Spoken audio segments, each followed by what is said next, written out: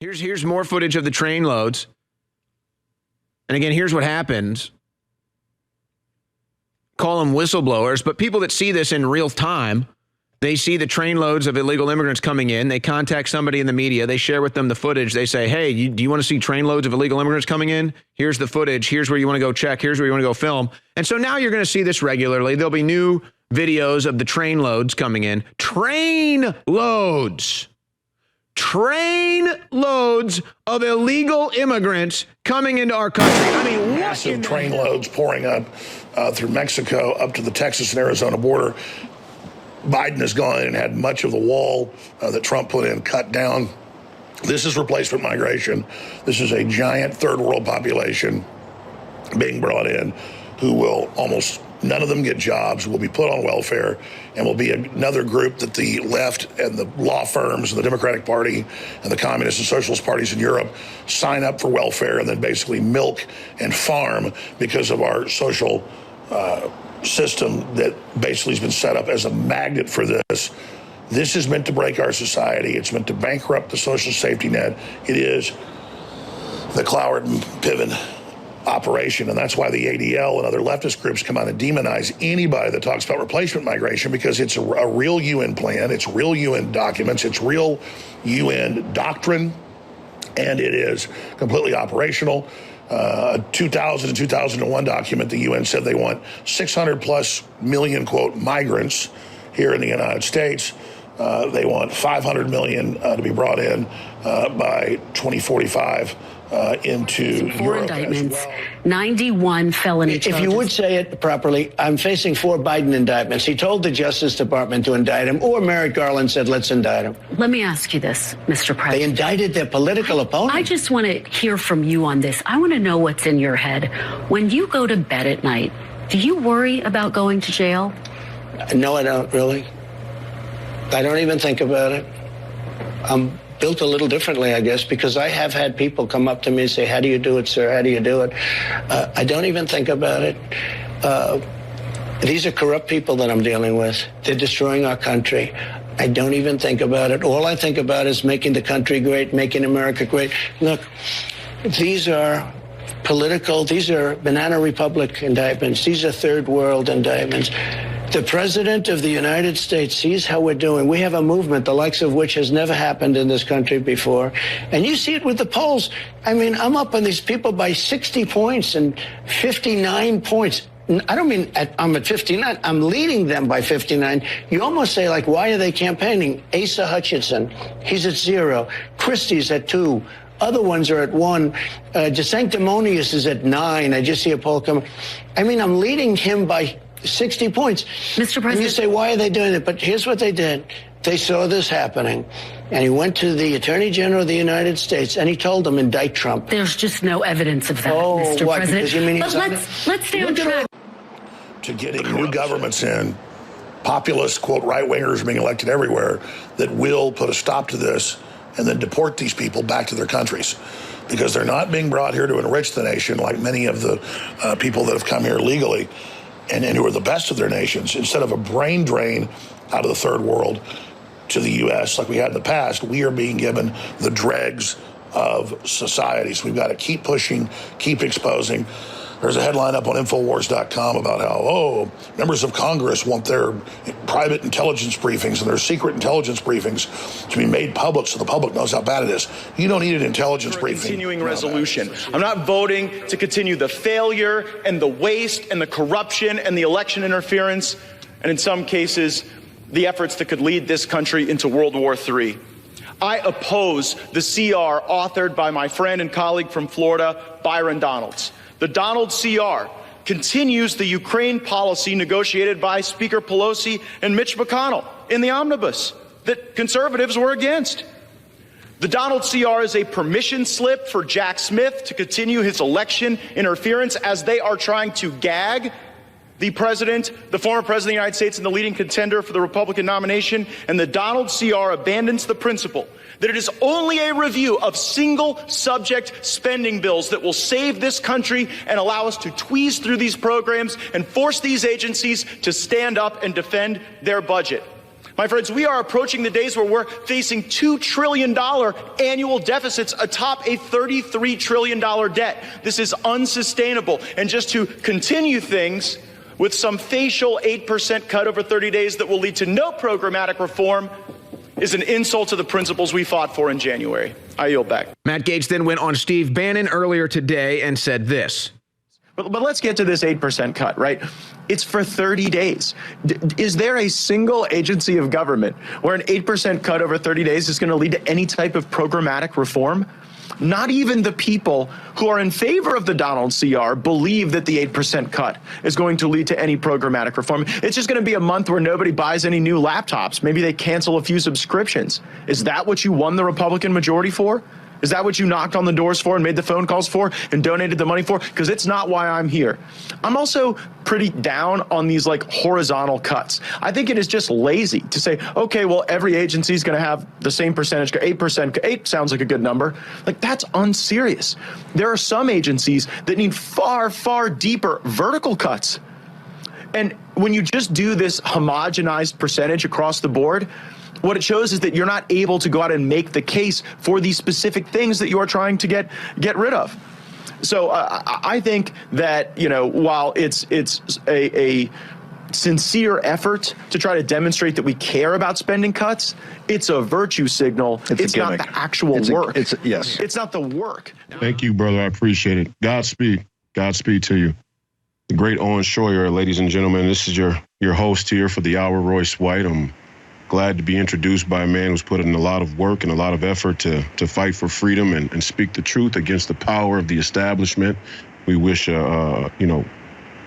Godspeed to Owen and everything that's taking place right now. We're all living in dangerous times where the banana republics and kangaroo courts are just as dangerous to us as they've shown themselves to be toward him.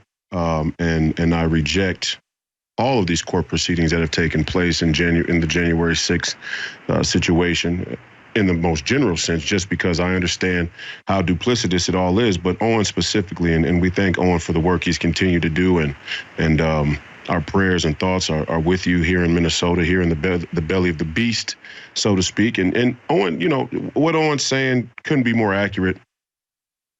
Not only are there patriots in our professional sports, not only are there patriots who are leaders, natural-born leaders that could be a real force for good in our country and around the world. I would say there's a big number of them. The gatekeepers, as Ice Cube called them, the gatekeepers have created a culture where athletes know instinctively the way we were groomed, the way we were brought up, the way we were trained when it comes to media, when it's the things we're told about the potential of success in our career. We were brainwashed and groomed to not say the thing that could cost us opportunity, professional opportunity, or economic prosperity. We were taught that. Don't say anything that could potentially ruin your money. Don't ruin the deal before the deal is even presented to you. Give yourself a chance, right? That's really the pitch of this entire globalist establishment. And it's no wonder they found such simpatico with professional sports and professional athletes, because nobody is incentivized through money and individual economic prosperity more than your professional athlete. And even more so, to double down on this point, understand that the hyper-commercialization of professional sports was the conduit for it being the puppet of globalism. And so too is the case for the rest of capital markets, capital gains, corporations, and the entire economy, the entire network of companies that make up this great American economy and the global economy, right? And you see it with CEI, right? Corporate Equality Index, Corporate Equality Index. You see what's going to happen. The Fed and all of the financial institutions that preside over us are going to start to make it very, very difficult to find operating capital and funding for your business if it reaches a certain size, if you don't play ball with their political ideology. And that's InfoWars. And InfoWars has been fortunate enough and courageous enough to stay out there in the void, in the wilderness, and find their way to fund their own campaign through your great contributions for the InfoWar audience all around the world, and been able to sustain themselves that way. And it's not by accident that the establishment, this mainstream media, the liberal mainstream media industrial complex, has demonized Alex Jones and the entire InfoWars team, including Owen, because they've been able to have success and find success out there in the wilderness, away from the funding and influence of all of these corporate oligarchs. And I pray every day, and I minister every day to young athletes who are coming up, who may in fact become professional athletes in the future, but professional athletes that I still know today that are in there, that don't believe in this agenda, that don't believe in this ideology, but in some cases feel trapped, in some cases don't know enough information to feel confident to make a definitive statement on certain matters. And I try and give them permission, just as an Owen Schroyer and an Alex Jones have given me permission to speak out on the things that many people would say sound crazy. That's why my podcast, Please Call Me Crazy, is titled just that. Being called crazy in this generation is something we should wear as a badge of honor, because we live in crazy times. We're going to get into a lot of stuff over the course of today's show. I really wanted to talk about one particular political poll that I think is definitive of the times we live in. That would be when the Democrats, I think it was Rasmussen. This was 2022, late 2022, so early last year. We're headed into the new year, but hey, time flies. That's another thing we got to be clear about. Time flies, especially when things are crazy and chaotic. But late in 2022, I believe Rasmussen had a poll that said that stated 60% of Democrats who took the poll were in favor of locking the unvaccinated in their homes forcibly through government fiat. That if you didn't choose to get vaccinated, you could in fact be jailed. You could face criminal penalty. And we know where that leads. You know, if you can face criminal penalty for leaving your home, then you effectively have created the pathway for the government to forcefully lock you in your home. Right. And we saw that in China where apartment buildings were actually boarded up and nailed shut. And we saw the horrific videos there in certain provinces in China where individuals had been locked in their homes for so long, they were in fact on their balconies screaming in a sort of manic hysteria. So we're gonna look at that question about being forcefully locked in your homes if you're unvaccinated, due to the fact that COVID is surely coming back around full tilt from the establishment. See you on the other side.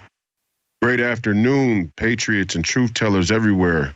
I'm your host, Royce White, for the hour here at InfoWars, the Alex Jones Show in the belly of the beast, Minneapolis, Minnesota. I was fortunate enough to have the great handoff today from Owen Schroyer. And before I talk about my central point for today's show, which was the poll that Democrats, 60% of Democrats said they were in favor of forcefully locking the unvaccinated in their home, something that kind of flew under the radar for the mainstream, not by mistake, but has somewhat been under prioritized for us as American citizens, and how we discuss this current political dichotomy, or polarization, as everybody wants to call it. I don't really think there's a polarity at all. I think people just aren't paying good enough attention. And Owen was good enough to mention how sports has become a great distraction. And I'm a professional athlete myself still to this day, and I support Owen in his case. And it's not just because I know Alex, and it's not just because I'm a co-worker or peer of Owen in this movement, and more importantly on this network. It's because what's taking place with the entire January 6th narrative is completely and utterly dishonest in every single way. And I can't say it enough. It's hard to even talk about it, so dishonest, really. But effectively, what I said last week on the podcast, I think is, can't be stated enough.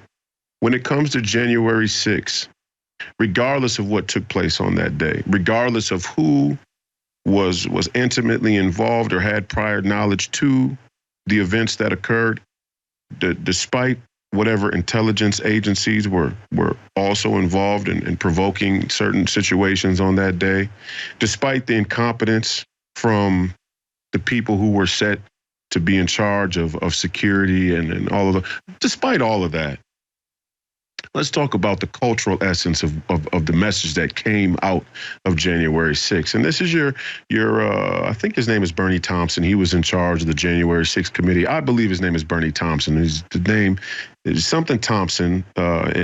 Anyway, the narrative that came from all of our DC elites that all American citizens should be focused on, that all American citizens should take seriously. The message was very clear.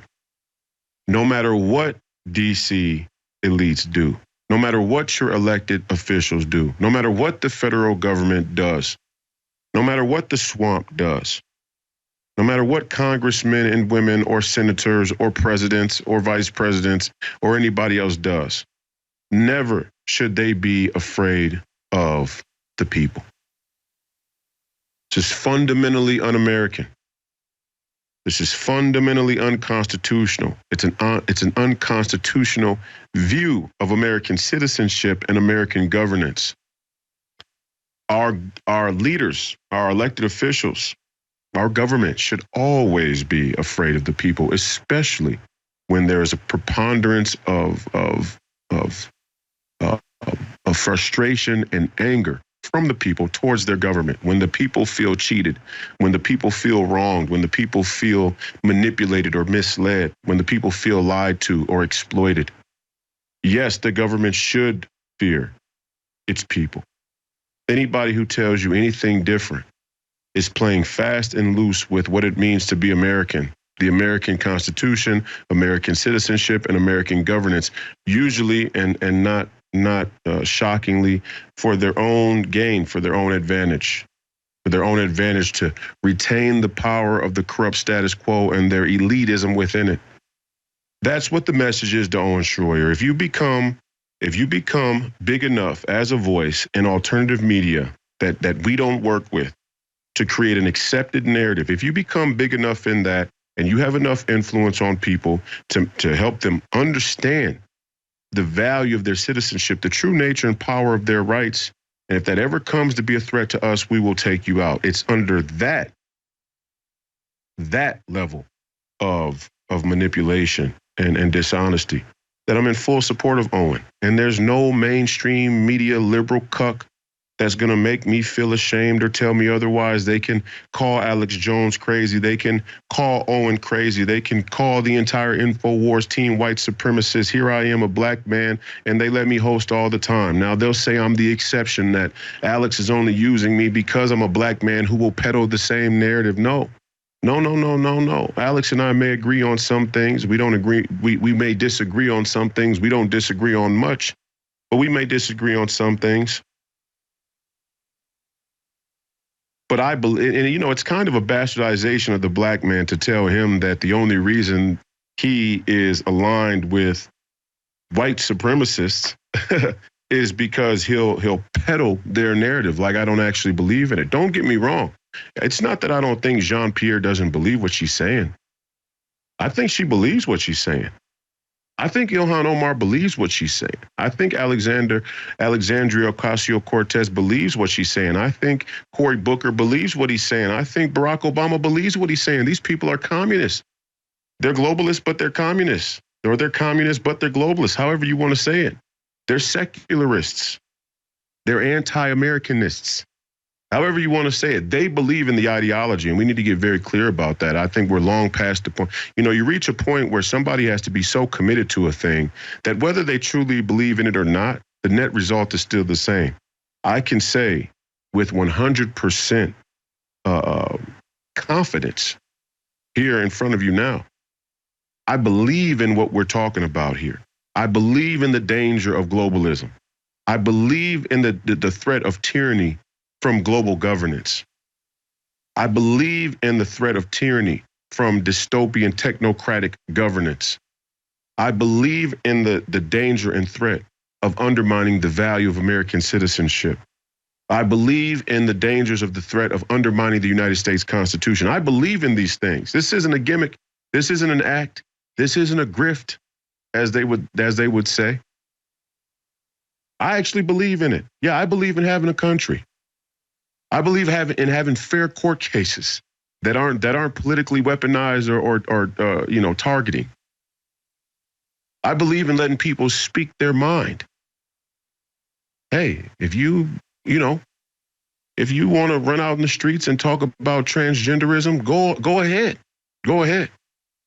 Just don't tell me what we can say in response. Just don't tell Owen what he can say in response to the tyranny of a federal government, an outgrown and grandiose federal government.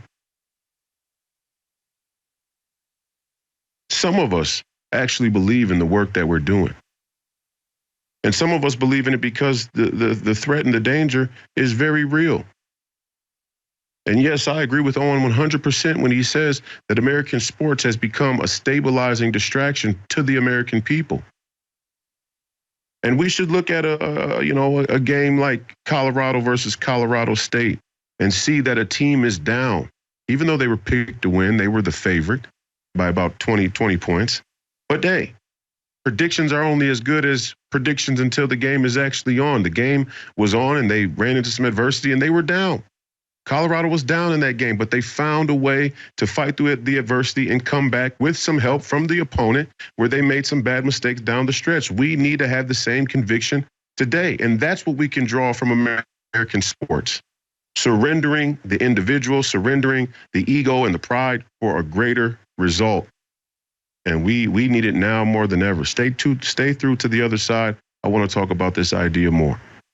Welcome back. I am your guest host, Royce White, here in the belly of the beast, Minneapolis, Minnesota. And I am so honored to be able to have this hour and to be able to continue to share my thoughts and ideas on this platform with you all, the InfoWars audience, which is the most spiritually awake audience in the entire world, in my opinion. And I'm thankful to Alex Jones for building this great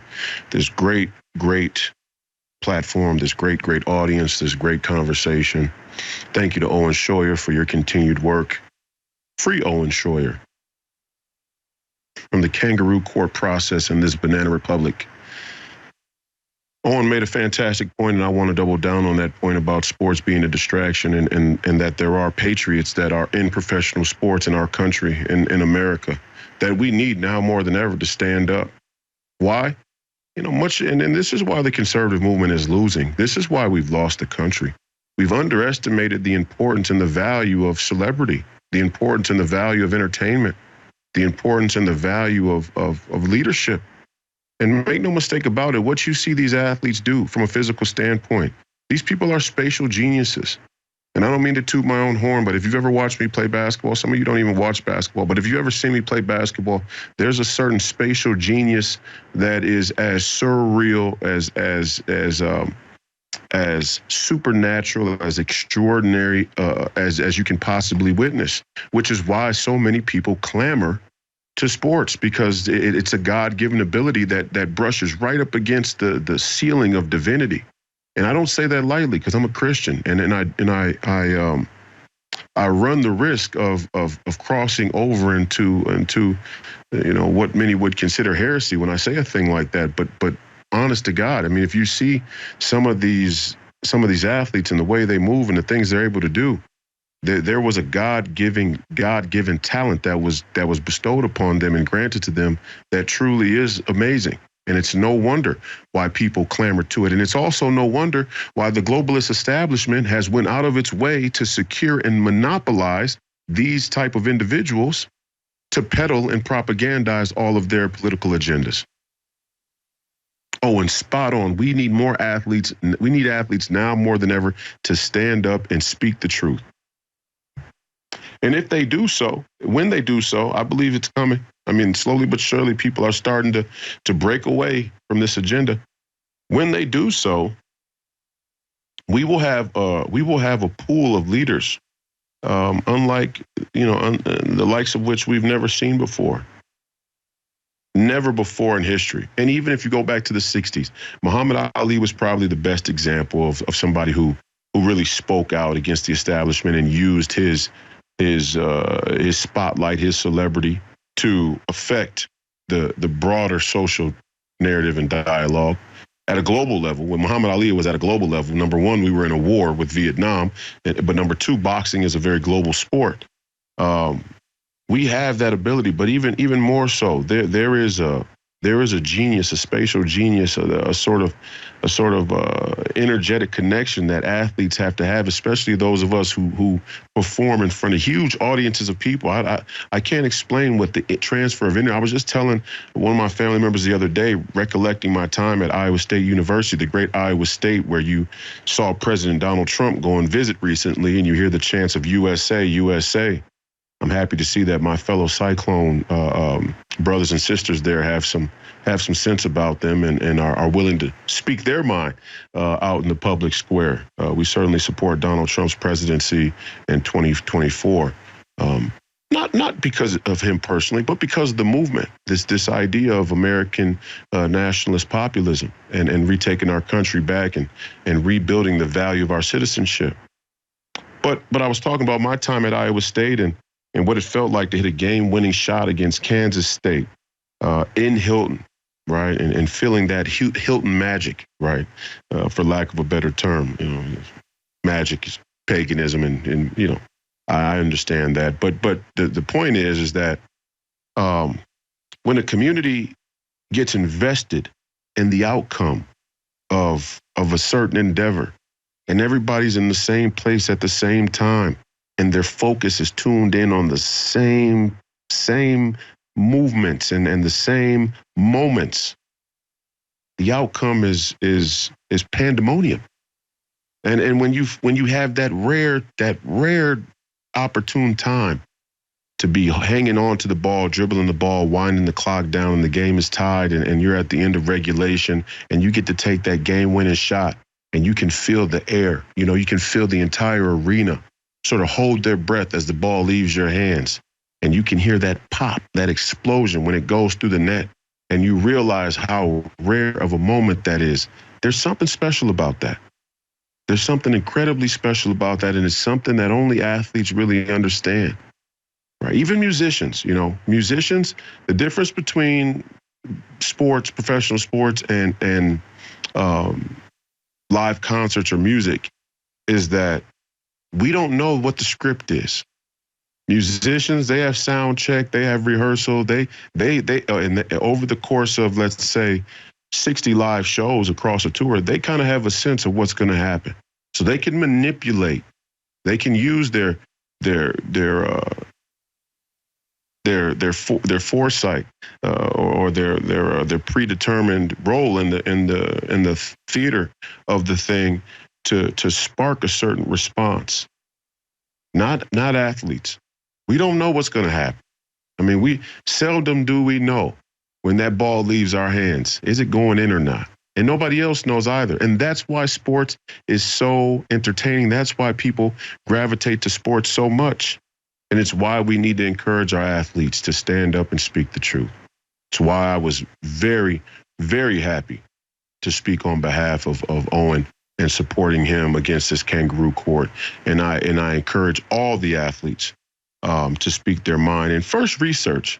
Have the self-awareness to know what you don't know, but then also have the seriousness and the self-confidence to want to know more and believe that you can find the information you need to have a well-rounded opinion that's valuable in the public square. Much of what's happened to our professional athletes and many of our public figures across the spectrum, across industries, is they've all been made to believe that they shouldn't have an opinion or that they don't have an expertise that allows them to have an opinion. And that's another gripe against that they have against Alex and Owen. You're not credentialed enough to speak about any of these things. Well, how many times have the experts led us astray?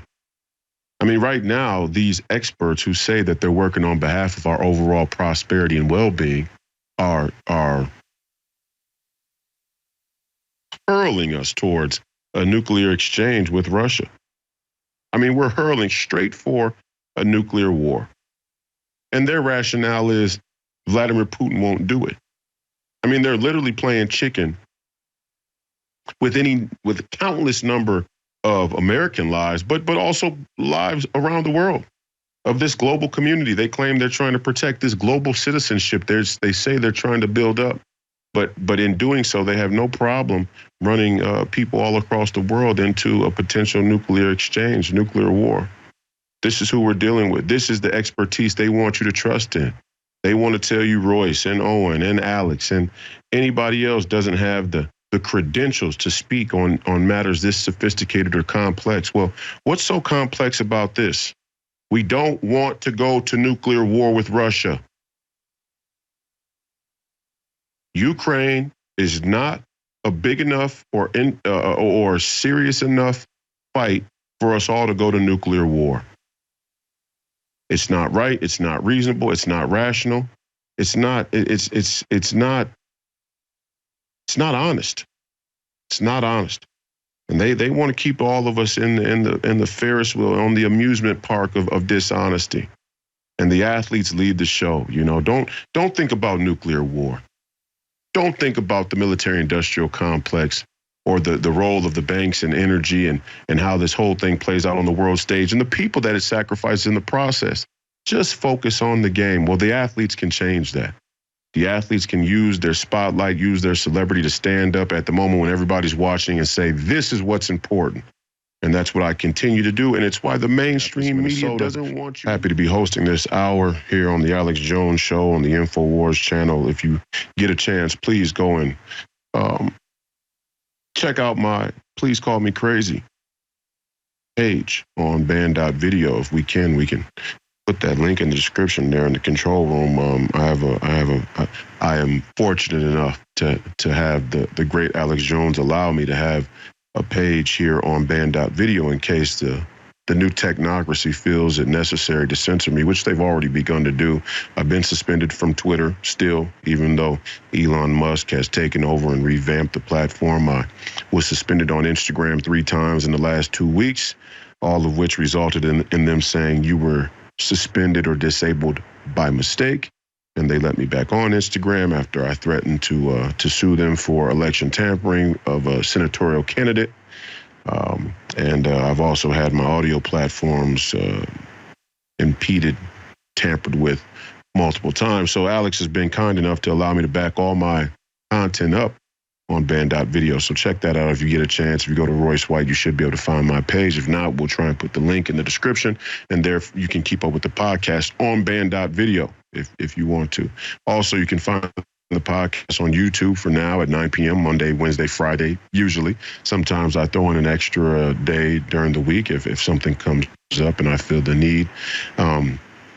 We're available on all audio platforms: Spotify, Apple, Amazon, Google Play, and iHeartRadio, as well as you can catch us on.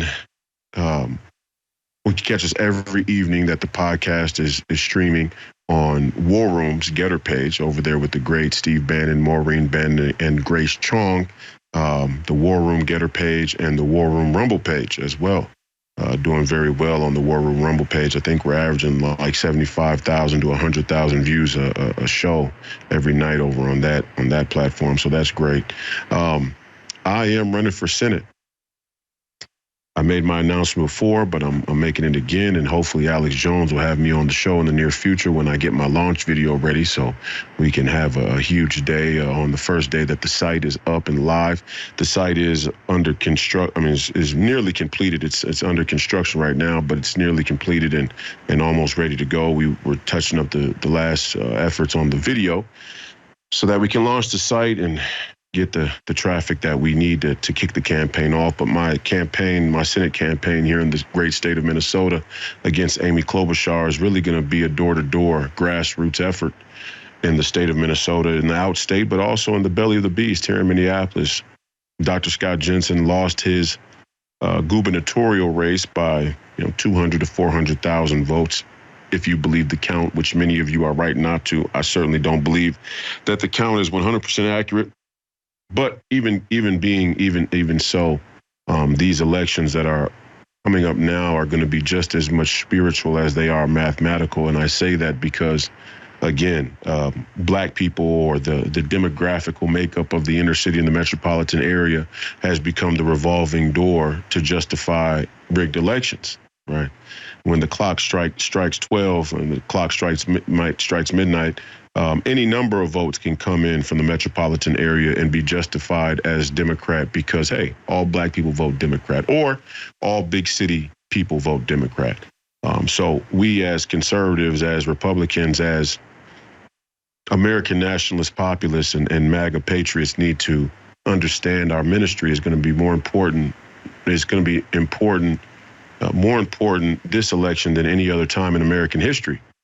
And we need to evangelize and we need to minister the value of nationalist populism in these big city areas so that if the elections are rigged, if the elections are tampered with, if the elections are not secure and cheating takes place in 2024, that the American people will be left with that feeling in their mind and in their heart.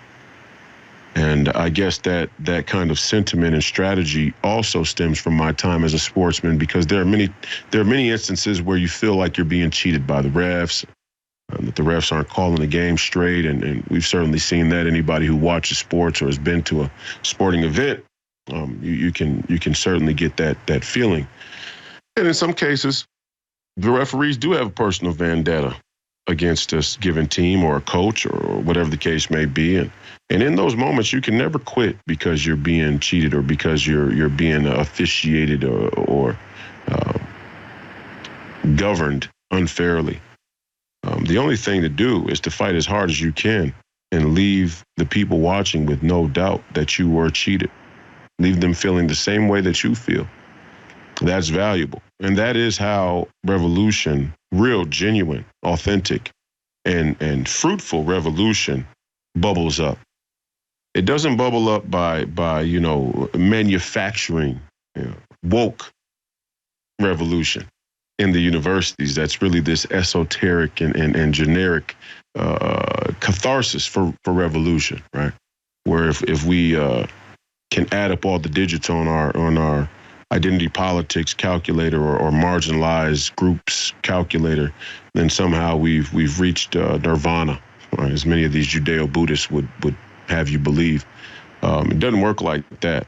How it works is you fight against the momentum of tyranny until your last breath. And when you take your final breath, when the people that love you, that care about you, that believe in you, see you take that final breath, they are left with the feeling of being cheated and being taken from and being wounded.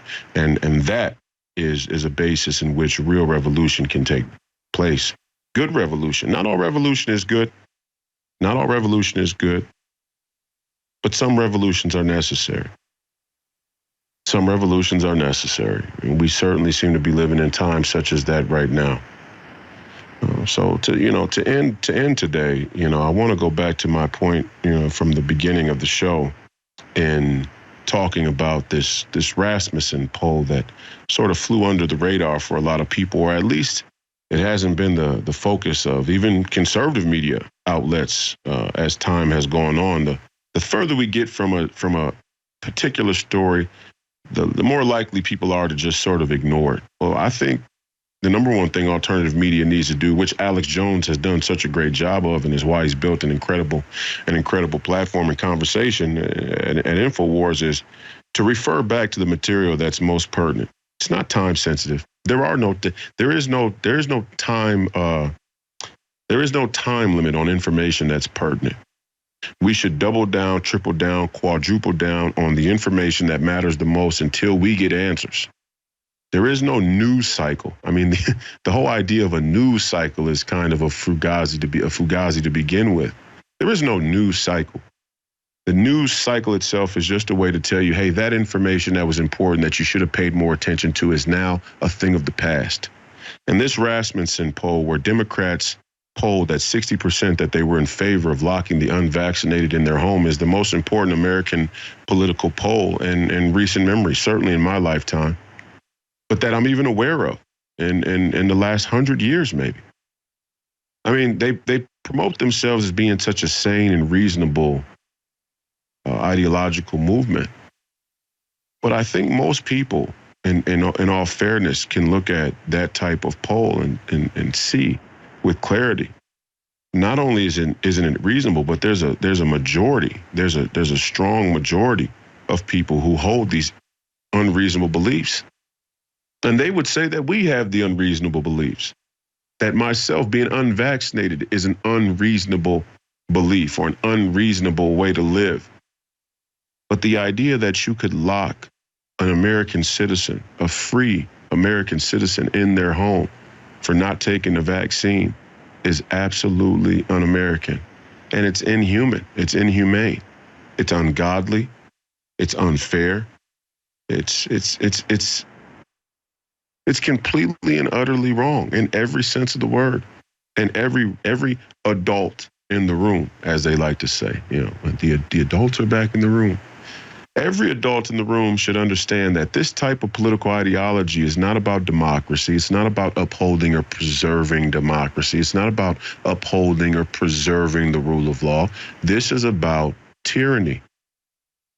This is about tyranny. And to end here, I want to say we have a decision to make in this country. First, economically, do we want to live in a debt society or an equity society? Not diversity, equity, and inclusion equity, but economic equity, ownership. Do we want to live in a society where we are in debt, forever indebted, which effectively makes us slaves, or we have equity? Equity comes from production. We have to produce things. We have to bring our manufacturing home. That's what I'm going to be working on when I hit the Senate floor in 2024. And the second question, and this may be even more importantly, is what do we really believe freedom means? We all have to ask ourselves now, what do we believe freedom means? Our founding fathers famously said, give me freedom or give me death. Well, they promote freedom as the escape from death. Freedom is the acceptance that death is an inevitable outcome. And what do I do with my time being free? Thank you.